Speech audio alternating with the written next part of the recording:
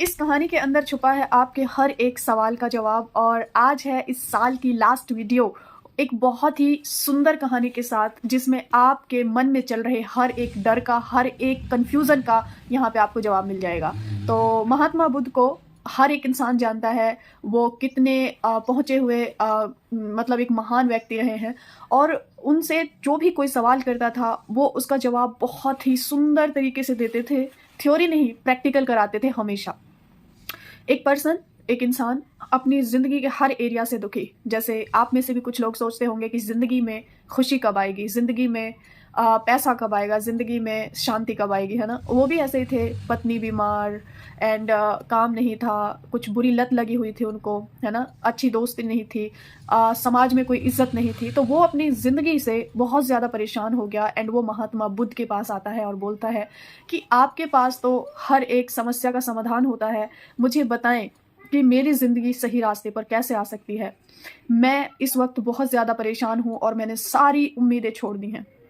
महात्मा बुद्ध हमेशा मुस्कुराते थे और उसके बाद वो उन्हें बहुत ही प्यार से जवाब देते हैं कि तुम्हें शायद थोड़ा बुरा लगे या अजीब लगे, लेकिन तुम सारे दुखों का कारण तुम खुद हो, तुम्हारा मन है। इंसान थोड़ा हैरान होता है कि कोई खुद ही अपने दुखों का कारण कैसे हो सकता है और कोई क्यों चाहेगा इसकी ज़िंदगी में दुख आए। तो महात्मा बुद्ध कहते हैं कि अभी आपको थोड़ी देर में ये खुद एहसास होगा, जो मैं कहता हूँ वो करते जाइए। तो महात्मा बुद्ध ने एक एग्ज़ाम्पल देते हैं कि इंसान जो है, एक फूल जो होता है वो सुबह कली होता है, दोपहर में वो एकदम पूरा खिल जाता है और शाम को वो मुरझा जाता है। अगर फूल खिलने से पहले ये सोच ले कि उसे शाम को तो मुरझा ही जाना है, तो वो कभी खिलेगा ही नहीं, है ना? इसी तरह से इंसान है, वो कभी भी वो चीज़ें देखने की कोशिश नहीं करता जो एक्चुअल में उसकी लाइफ में खिली हुई हैं। यानी कि उसकी ज़िंदगी में जो कुछ अच्छी होने जा रही हैं या कुछ अच्छी चीज़ें हैं, या वो सिर्फ़ मुरझाई हुई चीज़ों पर ध्यान लगाता है। तो फिर भी इंसान के अंदर सैटिस्फैक्शन नहीं आता। वो कहता है चलो ठीक है, मान लिया कि हम अपनी नेगेटिव चीज़ों पर ही फोकस करते हैं, लेकिन वो चीज़ें बार बार मन में आती हैं, उन्हें एक्सेप्ट करने का मन नहीं करता। वो कहते हैं ठीक है, तो तुम यहाँ पर अपना कंप्लीट जवाब ही लेकर जाना, क्योंकि अगर तुम मेरे पास आए हो तो मैं चाहता हूँ कि तुम खुद समझो और जानो कि रीज़न क्या है, कारण क्या है, और तुम खुद ये एक्सेप्ट करोगे कि तुम्हारे हर दुख का कारण तुम्हारे विचार और तुम्हारी सोच है। तो वो इंसान कहता है ठीक है। उसके बाद महात्मा बुद्ध उनसे कहते हैं कि 2 कागज़ ले लो और एक काम करो, तुम्हें 2 दिन का मैं टाइम दे रहा हूँ, मेरे आश्रम में ही रुकना, किसी से बात मत करना, 2 दिन तुम्हें किसी से कोई बात नहीं करनी, और तुम्हें एक कागज़ पर अपने दुख लिखने हैं और उनके कारण लिखने हैं कि दुख है तो उसका कारण क्या है। इसीलिए मैं हमेशा बोलती हूँ कि अगर आप किसी बात से परेशान हैं तो उसका कारण ज़रूर पता करो कि कौन सी चीज़ दुखी कर रही है। तो वो कहते हैं ठीक है, और एक पे आपको जो है खुशी लिखनी है और खुशी का कारण। तो इंसान महात्मा बुद्ध की बात मान लेता है और उसके बाद वो जो है 2 दिन आश्रम में रुकते हैं, किसी से कोई बात नहीं करते। और जब 2 दिन हो जाते हैं तो वो वापस महात्मा बुद्ध के पास आते हैं और बोलते हैं कि अब बताओ मुझे क्या करना है। तो महात्मा बुद्ध कहते हैं कि मुझे पहले अपने दुखों का, जो जितने दुख हैं और उसके कारण हैं, वो वाला पर्चा पढ़ के सुनाओ। तो वो पर्सन पढ़ता है कि मेरा पहला दुख ये है कि मैं अपने भाइयों को देखकर बहुत मुझे जलन होती है, दुख होता है। वो सब बहुत अमीर हैं और मेरे पास कुछ नहीं है। कारण ये है कि मैं काम नहीं करता हूँ, या मतलब मेरे अंदर काम चोरी जो है वो है कहीं हद तक, क्योंकि उन्होंने अपने आप को जेन्युइनली ऑब्ज़र्व किया। और मैं चाहूँ तो बहुत कुछ कर सकता हूँ, लेकिन मैं नहीं करता हूँ। और दूसरे दुख का कारण ये है कि जो मेरे पड़ोसी हैं, उनके पास बहुत कुछ है, धन है, सब कुछ है उनके पास, ऐशो आराम की चीज़ें, उनके पास जमा पूंजी भी बहुत ज़्यादा है, लेकिन मेरे पास नहीं है। कारण ये है कि मैं इतना कमा नहीं पाता हूँ, और लेकिन खर्चा मैं बहुत ज़्यादा करता हूँ, मैं उड़ा देता हूँ। एंड कारण उन्होंने, और नंबर 3 ये है कि मैं जो है हमेशा अपने मन ही मन चीज़ों को सोचता रहता हूँ, और उसको दूर करने के लिए मैं मदिरा पीता हूँ, जो कि मेरी एक बहुत बुरी आदत है। इससे मैं छोड़ना चाहता हूँ लेकिन नहीं छूटती है। कारण ये है कि मैं बहाने ढूँढता हूँ इसको पीने के लिए, जानबूझ के कुछ ना कुछ ऐसा सोचने लग जाता हूँ। कारण चौथा दुख मेरा ये है कि मेरी पत्नी बहुत ज़्यादा बीमार है, और उसका कारण ये है कि मैंने उनके ऊपर कभी गौर नहीं किया और उनको किस्मत के भरोसे छोड़ दिया। वो थोड़ा सा दुखी होता है, क्योंकि चारों जो उसकी ज़िंदगी के दुख थे वो कारण उनका वो खुद थे। अब महात्मा बुद्ध कहते हैं दुखी होने की ज़रूरत नहीं है, मुझे अब अपनी खुशियों वाला जो पर्चा है वो पढ़ के सुनाओ। तो वो कहता है कि सच बोलूँ तो ये बहुत लंबा है, क्योंकि बहुत सारी चीज़ें ऐसी हैं जिनको मैंने कभी सोचा ही नहीं कि इन पे मैं खुश हो सकता हूँ, लेकिन वो सच में खुशी का कारण हैं, तो उसमें तो बहुत टाइम लग जाएगा। महात्मा बुद्ध समझ जाते हैं कि इंसान को जवाब मिल गया और वो खुशी से कहते हैं कि चलो 2-4 कारण मुझे खुशी के भी बताओ।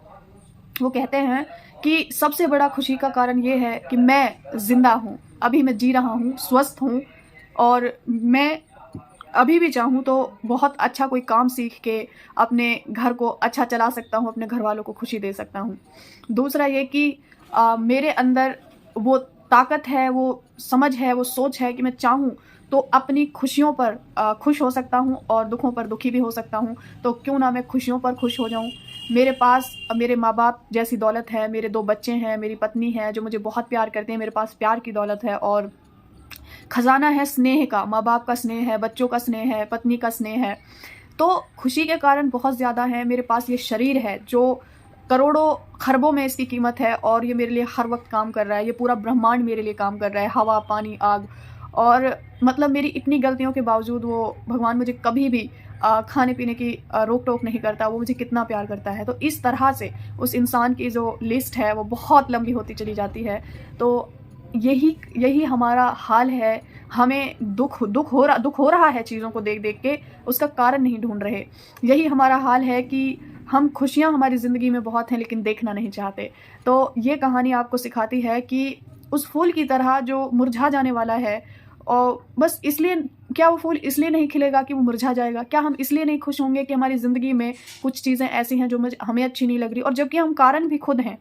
और एक और चीज़ महात्मा बुद्ध ने कही उन्हें कि अगर तुम्हें कोई एस्ट्रोलॉजर या से कोई बताए कि आज शाम को तुम्हारी मृत्यु निश्चित है, तो तुम सिर्फ और सिर्फ अपनी मृत्यु के बारे में सोचोगे, अपने बच्चों के बारे में सोचोगे और सोचोगे कि मेरा क्या होगा, मेरे बच्चों का क्या होगा। जिन चीज़ों को लेकर तुम अभी तक परेशान हो रहे थे, वो सारी चीज़ें तुम्हें छोटी सी लगेंगी, उनको सोचना भी तुम्हें ज़रूरी नहीं लगेगा। सोचोगे सिर्फ उस चीज़ के लिए कि आज शाम को मेरी मृत्यु हो जाएगी। तो इसी तरह से ज़िंदगी जो है ना, ये इसका कोई भरोसा नहीं है, लेकिन हम सालों का बर्डन, महीनों का बर्डन हम अपने सर पर रखे हुए और जीते हैं।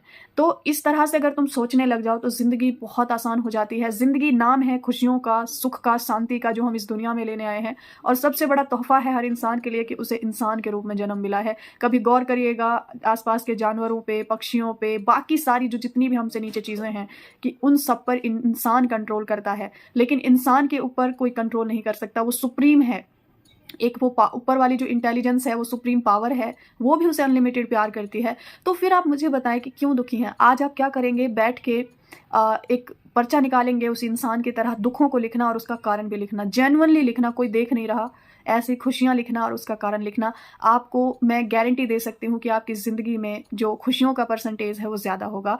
और आज लास्ट डे है, तो आज के बाद तो हमें बात ही नहीं करनी हमारे दुखों पे, हमारी उन चीज़ों पे जो इस टाइम अच्छी नहीं है। हमें बस एक डेडिकेशन लेना है कि 2023 को हमें खुलकर जीना है, खुशी के साथ जीना है, पॉजिटिविटी के साथ जीना है, अलाइनमेंट के साथ जीना है। अगर इस स्टोरी से कुछ भी सीखने को मिला हो तो ज़रूर से एक प्यारा सा कमेंट करना कि आप की खुशी और दुखों के लिए कौन रिस्पॉन्सिबल है। कहानी कैसी लगी ज़रूर बताना, और मुझे कहानियों के थ्रू समझाना बहुत अच्छा लगता है।